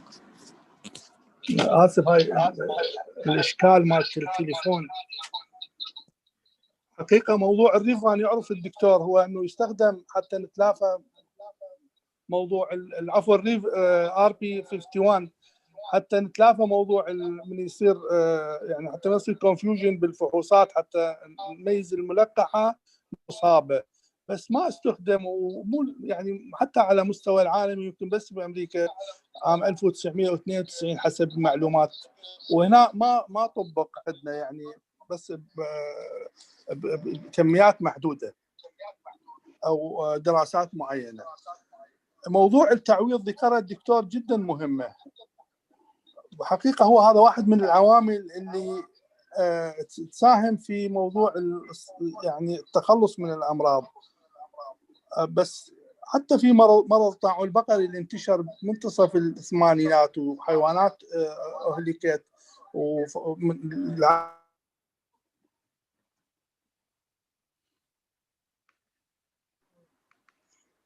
الو. نعم دكتور نسمع. العفو.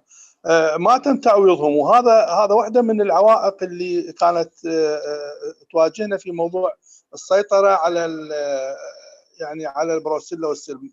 محطات مال الابقار تم فحصها وطلع نسب اصابه. المربي مثلا، يعني المربي او اصحاب المحطات بحكم وقتها يعني علاقتهم بالبيطره كانت علاقتهم من خلال الادويه والمعدات، تم التخلص من هالحيوانات، بس ما مضمون 100% مثل ما نعرفه ونتفق. فهذه واحده من المشاكل في موضوع التعويضات. اكو نقطه ذكرتها والدكتور حكاها، هي موضوع النسب. هذا موضوع الكوست اللي نسميه كوست بنفيت ريشيو. المحطات او هذه يقول خلينا ناخذ هو البلد او الثروه الحيوانيه، المحطات الابقار عندما تكون نسبه الاصابه قليله، اريد نبدي موضوع التيست اند سلوتر. نشوف بالبدايه، يعني بدايه خلينا نقول اول سنه اول سنتين راح تكون نسبه المصاريف تكون قليله. البنفيت اللي هي مثل ما ذكرها دكتور يعقوب هي من خلال زياده كميه الحليب، قله الابورشن، قله اللحوم، الهلاكات وان كانت قليله، حاله النبذ للحيوانات المصابه تكون قليله. بينما اذا جينا لمحطه مثلا نسبه الاصابه عاليه، خلينا نقول 30%، اذا كان تيبي او بروسيلا، هذه المحطات بالتاكيد بالبدايه راح تكون التكاليف مالتها واللي هي تشمل الجهد البيطري والفحوصات والمختبر واضافه الى التخلص من الحيوانات راح تكون عاليه، بس بمرور الوقت راح تبدي تقل الاصابات، نسبه التكاليف، لانه بدات نسبه الاصابه تقل. بدك تسمعني دكتور سرهد؟ نعم نسمعك دكتور. حقيقه تجارب اجريت، هو موضوع البروسيلا والسل، حتى الان يعني في استراليا او في نيوزيلندا او بريطانيا، وقطعه ومراحل متطوره في موضوع الاراديكيشن. احنا اكو فرق ما بين الاراديكيشن والسيطره. الاراديكيشن انت تتخلص من المرض، السيطره انه تخفضه مثل ما ذكرت الى نسب قليله، بس تفاجئوا بعد فتره انه المرض البروسيلا موجود، التي بي موجود. لاحظوا انه الحيوانات هاي البريه البتقيه او البازوم حسب هي تكون ريزرفوار للتي بي او للبروسيلا، وبدات عندهم هذه المشكله في انه صعوبه الاراديكيشن لهذين المرضين. بس شنو تركزت الجهود على موضوع محاوله السيطره عليها ب reduce the incidence or prevalence of this disease. شكرا جزيلا. الدكتور عفاف عنده تعقيب. تفضل دكتورة. السلام عليكم. عليكم السلام. شكرا جزيلا للدكتور جاكوب على المحاضرة القيمة، وشكرا لكل العاملين على هذه الندوة، ندوة قيمة جدا ومفيدة. بس أردت أعقب على الكلام اللي تحدث عنه دكتور عمر أو دكتور مولود عن التخلص من الحيوانات. طبعا احنا حتى من خلال الكلية ومن خلال وجودي بالكلية قد صارت لجان رادوا يفعلون قانون التيست اند سلوتر، يعني نتخلص من كل الحيوانات المصابة كما يعمل في الخارج. نهائيا خلال هاي السنين كلها ما فعلوا هذا القانون، نهائيا لم يفعل هذا القانون أن تعوض الدولة المربي، فكانت خسائر المربي كلش كبيرة. احنا بالكلية عندنا من خلال مختبر الدايغنوستيك او المختبر التشخيصات المرضية الموجود بالطب الباطني، كانت تجينا حالات كلش يعني كثيرة. يعني المربي يجي ويقول مثلا عندي صار إجهاض ب100 رأس غنم، ب100 رأس غنم عنده إجهاض، والآخر يجي يعني نهائيا حتى يعني ما يلحقون ما يلحق هذا بعد، لا يلقح ولا يسوي أي شيء ولا يقدر يسيطر على المرض بصورة كبيرة. وهاي احنا مشكلتنا طبعا هي لو كان مفعل قانون التيست اند سلوتر، الفحص وقتل الحيوانات المصابة بصورة مستمرة، أو حتى اللقاحات. يمكن ما أتصور كل المربين يلقحون، يعني أكو أماكن بعيدة ما يلقح هذه الحيوانات ولا يوصل اللقاح ولا هو يحب يلقح الحيوانات. نلاحظ هذا المربي يجينا ويقول عندي حالات إجهاض كبيرة جدا، وبعدين بالتشخيص نعرف إنه هذه الحالات هي حالات بروسيلا واللقاح ايضا واحده من الشغلات اللي نلقح بيها هو الريب 1 لقاح نعرفه كلتنا، هو عباره عن لقاح حي مضاعف. الحي المضاعف يعني بامكان الحيوان ان يطرح هذا اللقاح بعدين او يطرحها للحقل، تطرح البكتيريا للحقل في بعض الحيوانات، وايضا يسبب لنا اصابات كبيره في ذلك الحقل. شكرا جزيلا. شكرا جزيلا دكتورة. رجاء ارسلت الفايل للبرزنتيشن مع الدكتور يعقوب على الشات اللي يريد يستفاد من عنده. اللينك الحضور موجود بالشات ايضا، والكيو ار كود اللي موجوده على الشاشه تقدر بالكاميرا تحدد انه تحددها بالكاميرا تاخذك لللينك. تفضلي دكتورة ايمان هاشم، عندك مداخله؟ لازم تفتحين المايك لان المايك ما مفتوح من عندك. اي احد عنده مداخله يقدر يفتح المايك لان انا فاتح الكنترول، فتقدر تفتح المايك من يمك والداخل في الداخل.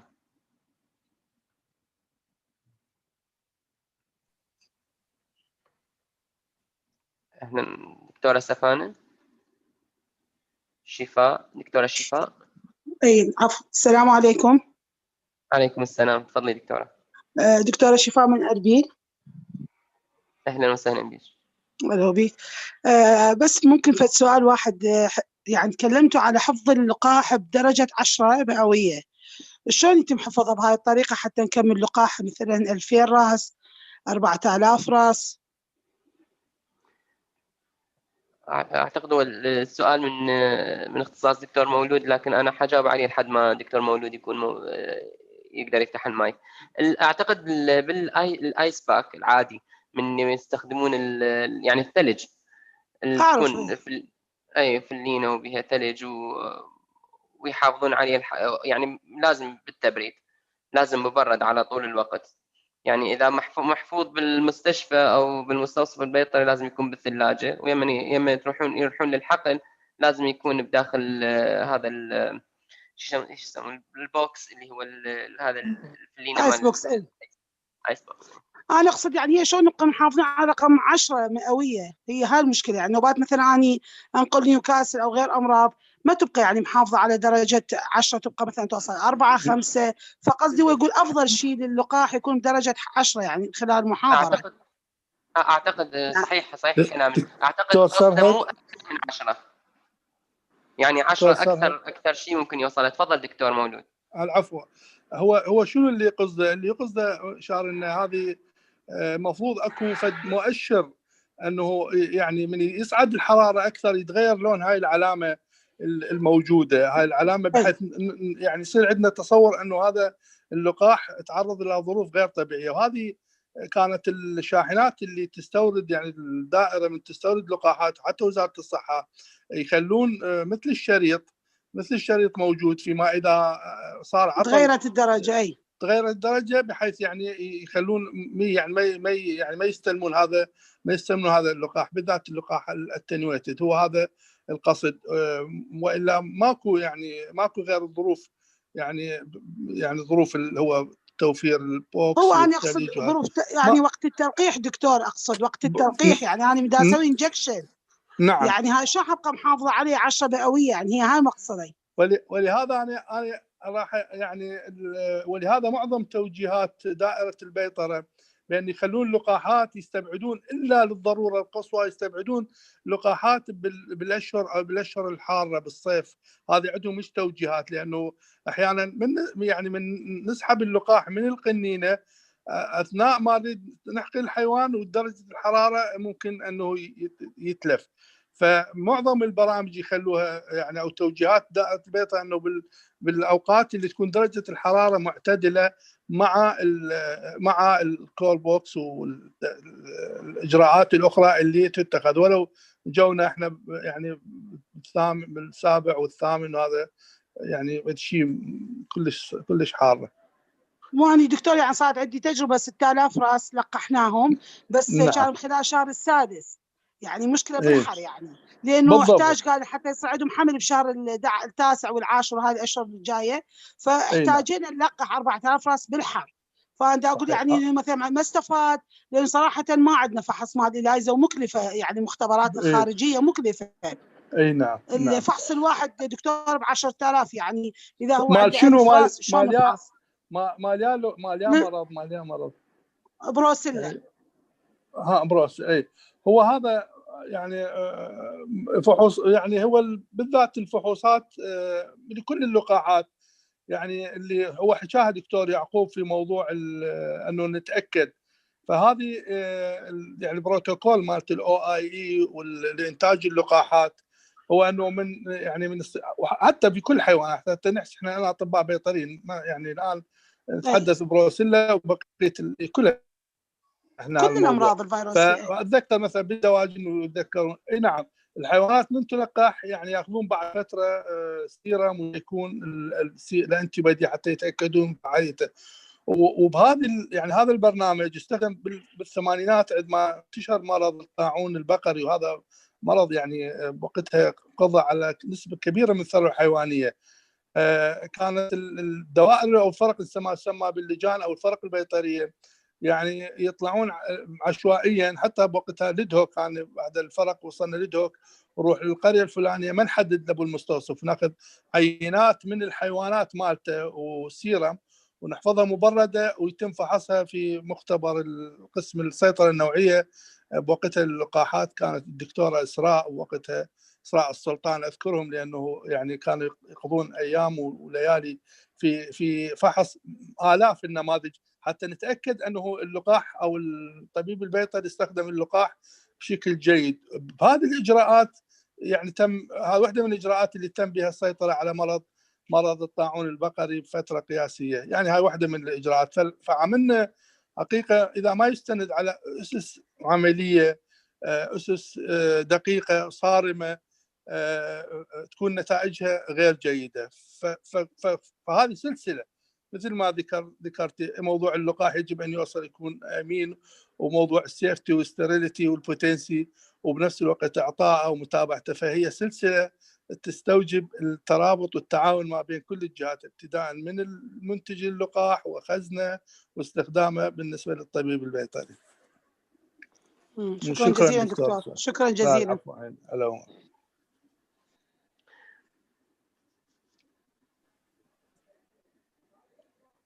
دكتور سرهد. ما اعرف اذا احد عنده مداخله شيء. انا بس موضوع انت يعني حتى زملائنا احنا يعني نسينا نشكر دكتور جليل ابراهيم دار خان الى دور في تنظيم او تنسيق هذه المحاضرات. حقيقه من خلال احنا تعرفنا على، لان هو يشتغل بهذا جامعه بازل ودوره متميز وانت يعني حضرتك تعرف، فلا بد ان نعطي حقهم والناس. الاضافه الى عماده الكليه والدكتور صادق، نسال الله الى الشفاء وكل الجهود اللي بذلت لهذا النشاط وغيره، وانت على مقدمتهم لانه جهدك كبير دكتور سرهد. بارك الله فيك. شكرا جزيلا دكتور. شكرا.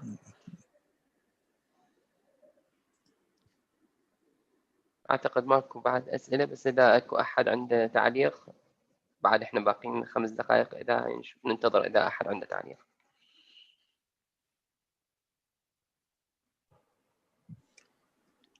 العفو. بس دكتور سرهد نعم. يعني ان شاء الله عن قريب المحاضره القادمه مع دكتور جلاديو، اذا ان شاء الله بس نرتب الوضع مثل ما بلغني دكتور جليل.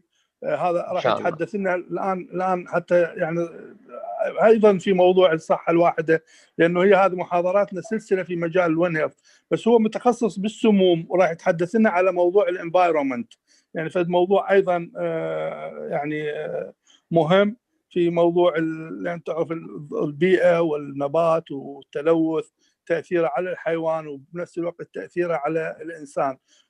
فتقريب يعني نقدر راح تكتمل عندنا. اخذنا جانب الامراض اللي ذكرها الدكتور يعقوب المحاضره واللي قبلها اللي تصيب الانسان، راح يتحدث لنا جلاديو، وان شاء الله ايضا من خلال انت تتعرف بعد ايضا على نشاطاته في موضوع يعني الانفايرمنت وهيلث صحه البيئه. وإن شاء الله هذا بس حتى يعني نعلم الموجودين المشاركين من الزملاء أو الضيوف حتى من نخبرهم ونعمل مشاركتهم مثل هذا اليوم إن شاء الله، مشاركة فعالة إن شاء الله. شكرا جزيلا. شكرا جزيلا دكتور. أكو بعد مداخلة؟ إذا عندك مداخلة مجرد افتح المايك وتفضل.